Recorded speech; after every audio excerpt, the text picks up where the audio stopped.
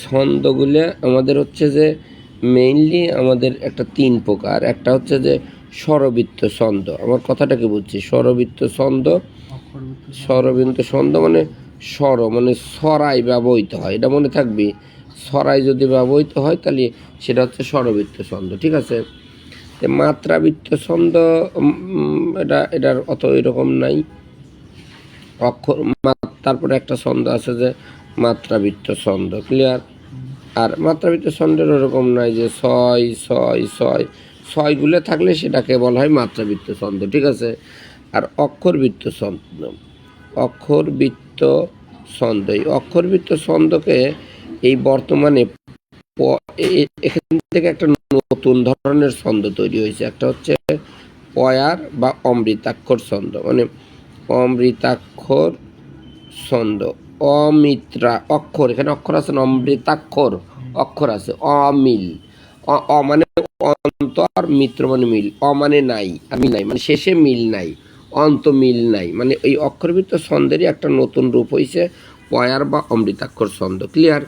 তা আমাদের হচ্ছে যে এখানে আর ছন্দ মানে কি, ওই যে তুই যে এরকম দেখিস না যে সা রে গা মা পা দা নি সা, কয়টা মাত্রা? 1টা 2টা 3টে 4টে 5টা 6টা 7টা 8টা, তার মানে প্রত্যেকটা অংশ এক একটা করে মাত্রা, মনে থাকবি। তাহলে আমরা যদি এখানে জিনিসটা কই, স্বরবৃত্ত ছন্দ ছড়াই ব্যবহৃত হয়, মাত্রাবৃত্ত ছন্দ অক্ষরবৃত্ত ছন্দ, তবে এই আমরা এটা তো আমরা শিখলাম। যেমন তোকে যদি আমি বলি যে চির সুখী জন ভ্রমে কি কখন, চির সুখী জন ভ্রমে কি কখন, এখানে কয়টা মাত্রা আছে? চির সুখী জন ভ্রমে কি কখন, মানে সবগুলো জিনিসে একটা হচ্ছে মাত্রা। মাত্রা মানে কোনো শব্দের উঠানামা বা গতির উঠানামা। সা রে গা মা পা ধা নি সা, মানে প্রত্যেকটা ওয়ার্ডে এক একটা করে করে মাত্রা। এখানে কয়টা মাত্রা আছে? 1টা 2টা 3টে 4টে 5টা 6টা 7টা 8টা 9টা 10টা 11টা 12টা, এখানে কিন্তু 12টা মাত্রা আছে, ক্লিয়ার কিনা? মাত্রা একদম সব। যে কয়টা আছে? ব্যতীত বেদন বুঝিতে পারে, বলে তো কয়টা মাত্রা আছে? ব্যতীত বেদন বুঝিতে পারে কয়টা মাত্রা? 1 2 3 4 5 6 7 8 9 10 11, এই তো শোন 11টা। তাহলে টোটাল কয়টা হলো? 23টা। ওই জায়গায় এখানে আছে কয়টা? গ নম্বর 23টা, বুঝছো? তাহলে একটা মজার জিনিস না, মাত্রা কয়টা আছে এটা নিয়ে আমাদের আর কোনো ঝামেলা নাই। তা আমাদের একটা প্রশ্ন আছে যে যে অক্ষরের শেষে স্বরধ্বনি উচ্চারণ হয় তাকে কি বলা হয়? মুক্তাক্ষর আর বদ্ধাক্ষর নামে দুটো জিনিস আছে, আমাদের পরীক্ষায় আসে। পরীক্ষায় আসে যে মুক্তাক্ষর, মুক্তাক্ষর একটা জিনিস আছে যে শেষে মুক্ত মানে মুখ, তুই কথা বলার শেষে যদি মুখটা খোলা থাকে তাহলে তাকে মুক্তাক্ষর। কোন একটা ওয়ার্ড বললে তাকে মুখটা খোলা আ, আচ্ছা কিন্তু আম বানান করে তো মুখটাকে খোলা রাখলো না আটকা রাখলো, আটকে যায়। তাহলে কিছু কিছু শব্দে মুখ খোলা থাকে না, না মো বানান করতো, মো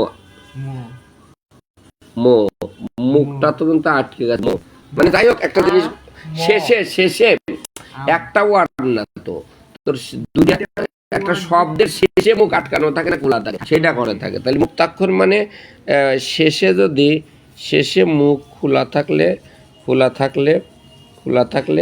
বা শেষে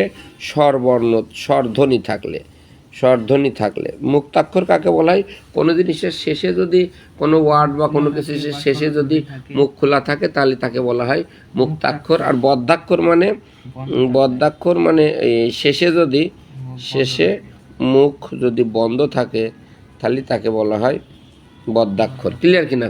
তা আমাদের এখানে একটা প্রশ্ন আছে, দেখ এখানে একটা প্রশ্ন আছে যে অক্ষরের শেষে স্বরধ্বনি উচ্চারণ হয়, শেষে স্বরধ্বনি আছে, তাহলে তাকে বলা হয় মুক্তাক্ষর না বদ্ধাক্ষর না স্বরধ্বনি না দীর্ঘস্বর, কোনটা? মুক্তাক্ষর বলে, ক্লিয়ার। তারপর যে চির সুখীজন ভ্রমে কি কখন, কয়টা মাত্রা? 23টা। এটা তো বুঝছিস, প্রত্যেকটা এক একটা করে মাত্রা। তাহলে এখানে মাত্রা সম্পর্কে যা আছে তা সব কিছুই হয়ে গেল। তো গতদিন আমি একটা শিখাইছিলাম যে তোর ওই অক্ষরবৃত্ত ছন্দে এই বা স্বরবৃত্ত ছন্দ বা ইয়েতে ছন্দ মাত্রা কয়টা থাকে? অক্ষরবৃত্ত ছন্দে কয় মাত্রার হয়? মূল পর্ব মানে অক্ষরবৃত্ত ছন্দ, তোকে একটা মনে রাখা লাগবে যে অক্ষরবৃত্ত ছন্দে অক্ষরবৃত্ত ছন্দের কিন্তু দুইটা জিনিস থাকে, বুঝিস ব্যাপারটা? দুইটা, একটা হচ্ছে যে মূল পর্ব থাকে, আর একটা মূল পর্বের পরে আবার অন্য কিছু থাকে। একটাকে বলে প্রথম 8 লাইন, প্রথম 8 লাইন হচ্ছে মূল পর্ব, ঠিক আছে? মূল পর্ব। অক্ষরবৃত্ত ছন্দ না, অক্ষরবৃত্ত ছন্দের একটা নতুন রূপ হচ্ছে পয়ার, নতুন রূপ হচ্ছে পয়ার বা অমৃতাক্ষর ছন্দ, ঠিক আছে? অমৃতাক্ষর ছন্দ, এখানে দুইটা ভাগ থাকে, একটা মূল পর্ব আর একটা উপসংহার পর্ব, এরকম একটা জিনিস থাকে, ক্লিয়ার? তো মূল পর্ব যদি 8 মাত্রার হয়, ক্লিয়ার, তাহলে তাকে বলা হয় তোর অক্ষরবৃত্ত ছন্দ। মনে থাকবি। ও আমাদের কথাটা হচ্ছে যে অক্ষরবৃত্ত ছন্দের একটা নিয়ম হচ্ছে যে আমার মূল পর্ব সেটা যদি 8 মাত্রার থাকে তাহলে তাকে বলা হয় অক্ষরবৃত্ত ছন্দ। এটা তো মনে রাখা লাগবে যে অক্ষরবৃত্ত ছন্দ আর মাত্রাবৃত্ত ছন্দ হচ্ছে মূল পর্বটা, মাত্রাবৃত্ত ছন্দ সব 6 হয়, মূল টুল যে কোনো জায়গায় হয়। মাত্রাবৃত্ত ছন্দই মানে তো হচ্ছে যে এই মাত্রাবৃত্ত ছন্দ মানে 6, সব কিছু মূল পর্ব বা যেটাই হোক তোর 6 মাত্রার হয়। মাত্রা তো বুঝেছিস, মানে প্রথম কয়েকটা লাইনে 6 হয়, পরের লাইনগুলো 6 হয়, পরের লাইনগুলো 6 হয়, মাত্রাবৃত্ত ছন্দ।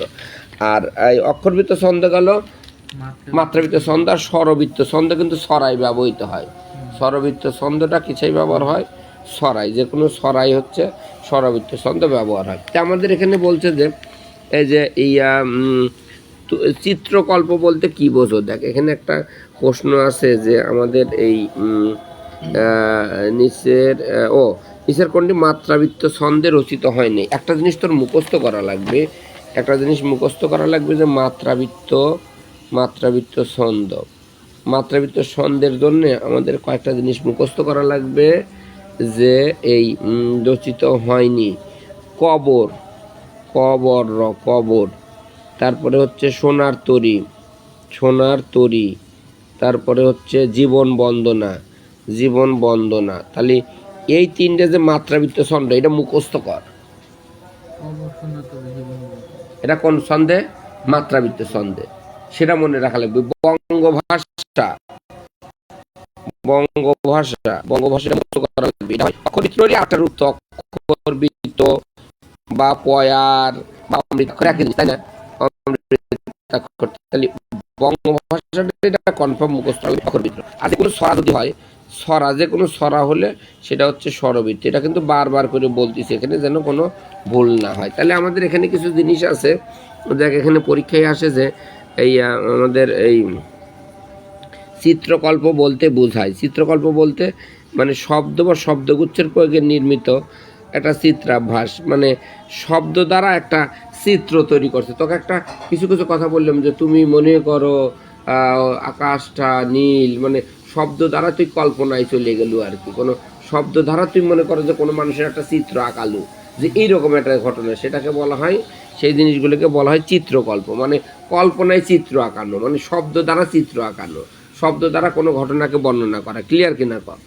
তাহলে আমাদের এখানে বলছে যে নিচের কোনটি মাত্রাবৃত্ত ছন্দে রচিত হয়নি? দেখ কবর, সোনার তরী, জীবন বন্দনা, এটা মাত্রাবৃত্ত ছন্দে রচিত হয়েছে। আর বঙ্গভাষাটা ওই অক্ষরবৃত্ত বা অমৃতাক্ষর বা চতুর্দশপদী কবিতাগুলি, মানে যেই, এটা ক্লিয়ার কিনা কর? এটা হচ্ছে চতুর্দশপদী কবিতা। আচ্ছা গেল।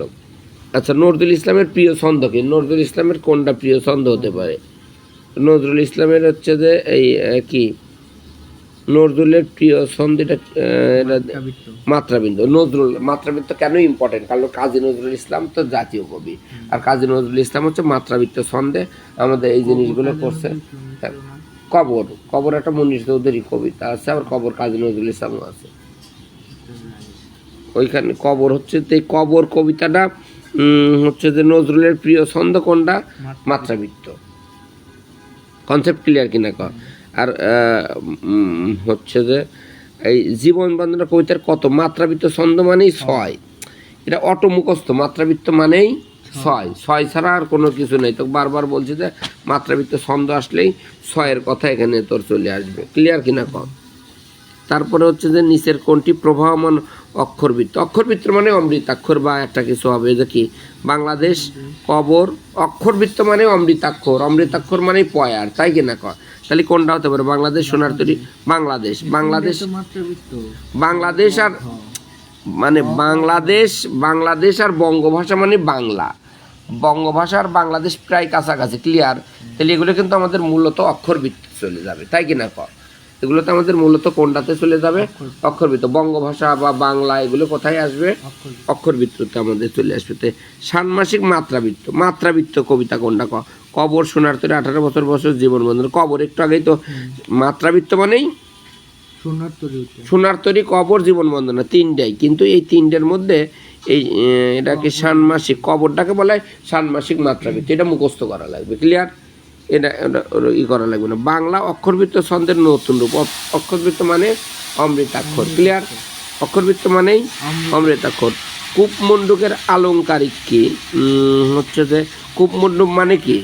সংকীর্ণ মনা ব্যক্তি। কূপমণ্ডুক মানে কুয়ার ব্যাং, মানে কুয়ার চারপাশেই সে খালি ব্যাং থাকে, আর অন্য কোনো জায়গায় থাকে না। তার মানে তার কোনো একটা নির্দিষ্ট ছোট্ট গণ্ডির মধ্যে থাকে, মানে সংকীর্ণ মনা ব্যক্তি। ক্লিয়ার?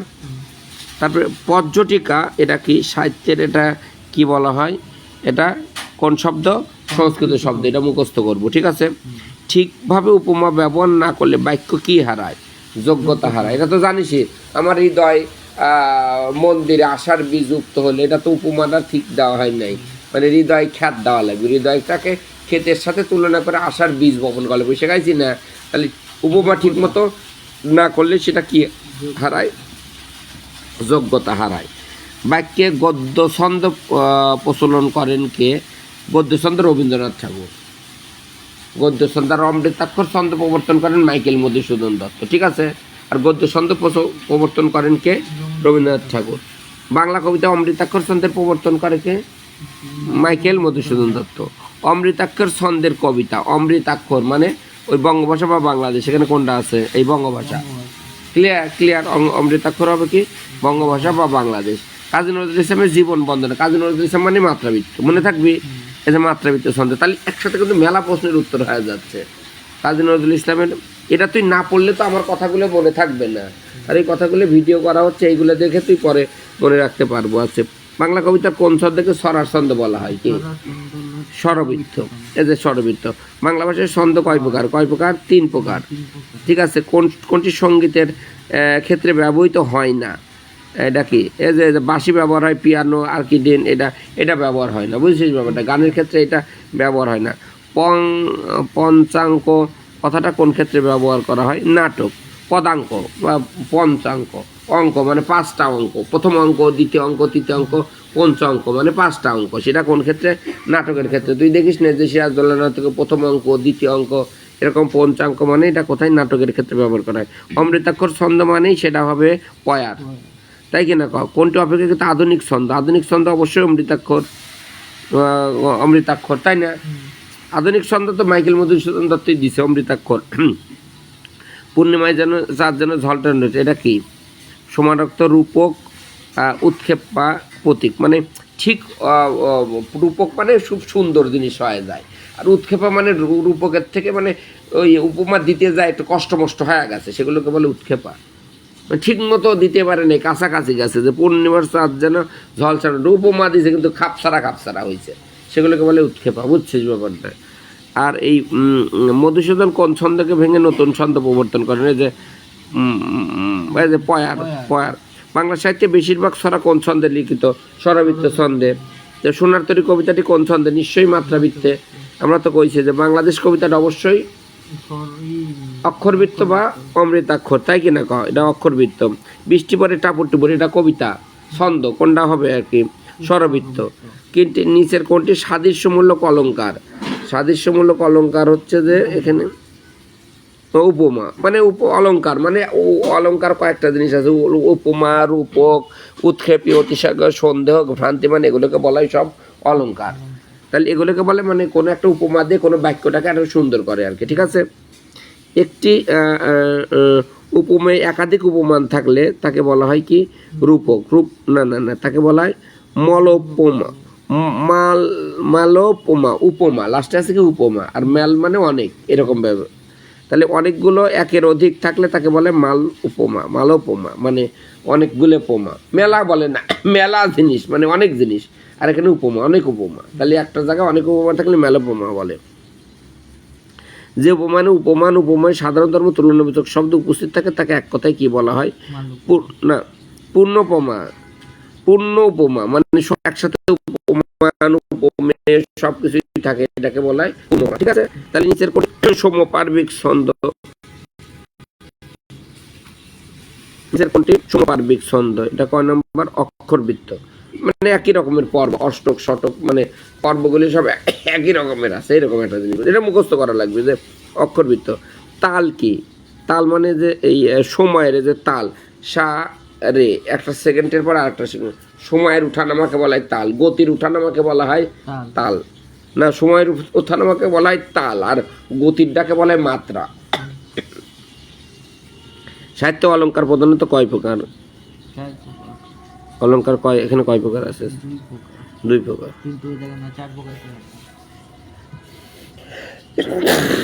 এনে বলতে প্রধানত কয় প্রকার, মানে প্রধানভাবে দুই ভাগ ভাগ করা হয়। অনেক পাতার ঘনিষ্ঠতার একটা প্রকার নিকুঞ্জ। নিকুঞ্জ মানে বাগান, এটা ছবির মতো হয়েছে, তাহলে ছবি টবি হয়েছে, তাহলে কোনটা? চিত্রকল্প। ঠিক আছে, সুন্দর হলো না পড়াটা? তো এটা হয়ে গেল, এটা পড়বো। লিমেরিক কি? লিমেরিক হচ্ছে একটা বিশেষ ধরনের পদ্য ছন্দ, এটা মুখস্থ। কবরী এলো দেখা আকাশ মুহূর্ত, এটা কোনটা হবে? নিশ্চয়ই যে কবরী এলো করে আকাশ দেখার মুহূর্ত, মানে এটা এটা হচ্ছে চিত্রকল্প। 8 মাত্রার মাত্রাবৃত্ত রচিত কোনটা? সোনার তরী। সোনার তরী তো মাত্রাবৃত্ত, এটা তো বুঝিসই, জীবন বন্দনা সোনার তরী, আর এই দুটো তো হবেই না, তো এটা 8 মাত্রার হচ্ছে সোনার তরী। ক্লিয়ার?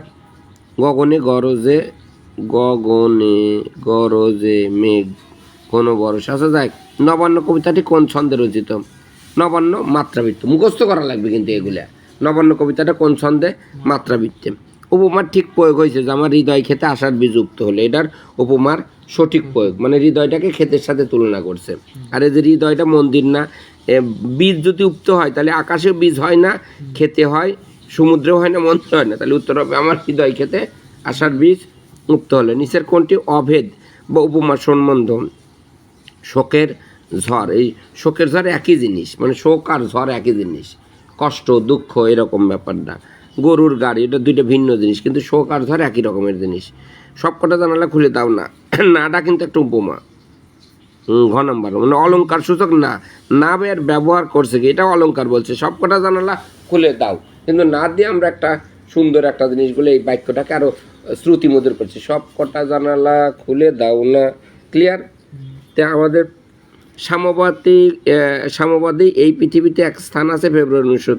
কবিতাগুলো কোন? সাম্যবাদী কবিতাটি হচ্ছে মাত্রাবৃত্ত, এই পৃথিবীতে এক স্থান আছে হচ্ছে অক্ষরবৃত্ত, আর ফেব্রুয়ারি 1969 হচ্ছে গদ্য ছন্দ। এটা মুখস্থ করা লাগবে,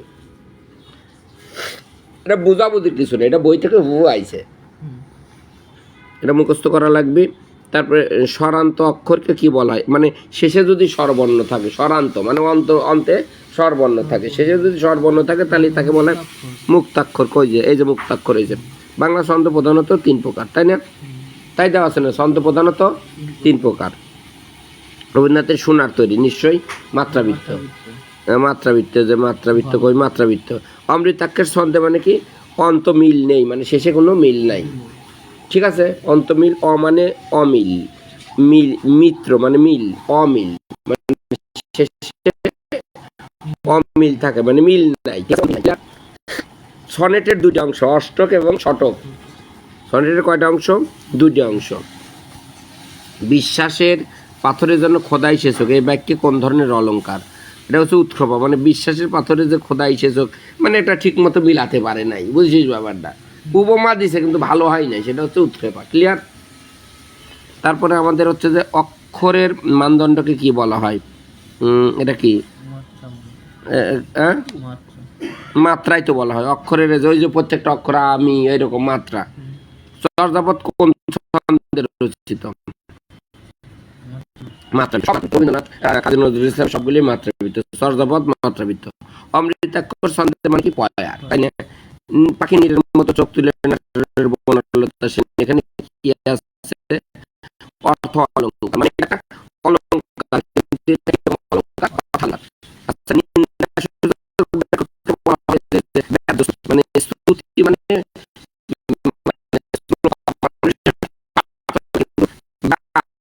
বাজে,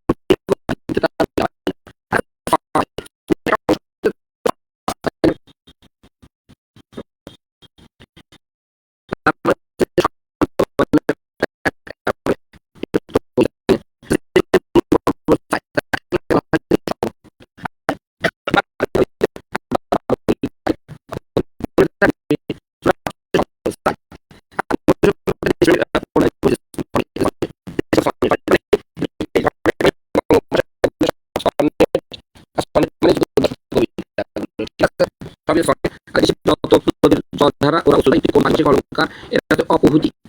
এটা অপভূতি মুখস্থ করা লাগবে, এটা তেমন ভালো বোঝা যাচ্ছে না। সাহিত্য অলঙ্কার প্রধানত কয় প্রকার? অলঙ্কার হচ্ছে কয় নম্বর? অলঙ্কার দুই প্রকার। ওখানে কয় প্রকার হলো? দুই